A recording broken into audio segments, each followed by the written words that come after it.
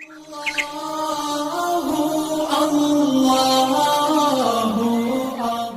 برار رضی اللہ عنہ روایت کرتے ہیں، ایک صحابی تھے جو اپنے گھر میں سورہ کہف کی تلاوت اونچی کر رہے تھے۔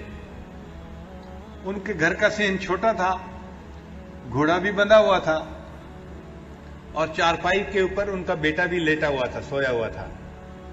اب ان کا دل چاہتا تھا کہ وہ اونچی تلاوت کریں، جہر سے تلاوت کریں۔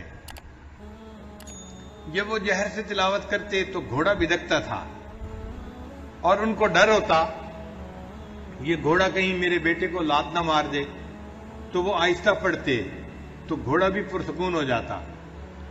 پھر طبیعت میں جوش آتا، شوق اٹھتا، پھر دل چاہتا کہ اونچا پڑھیں، پھر گھوڑا بدکنے لگ جاتا۔ یہی ساری رات ہوتا رہا۔ جب صبح کا وقت ہوا، انہوں نے دعا کے لیے ہاتھ اٹھائے تو انہوں نے دیکھا کہ کچھ بادل سے ہیں جن کے اندر روشنیاں ہیں، اور یہ روشنیاں ان کے سر سے دور آسمان کی طرف جا رہی ہیں۔ پھر وہ نبی علیہ السلام کی خدمت میں حاضر ہوئے، فذکر ذلک للنبی صلی اللہ علیہ وسلم۔ انہوں نے نبی علیہ السلام کے سامنے یہ پوری رات کا قصہ بتایا تو نبی علیہ السلام نے فرمایا کہ یہ اللہ تعالیٰ کے فرشتے تھے جو تمہارے قرآن کی تلاوت سننے کے لیے تمہارے قریب آ گئے تھے۔ اگر تم تلاوت کرتے رہتے تو مدینے کے لوگ اپنی آنکھوں سے اللہ کے فرشتوں کو دیکھ لیتے۔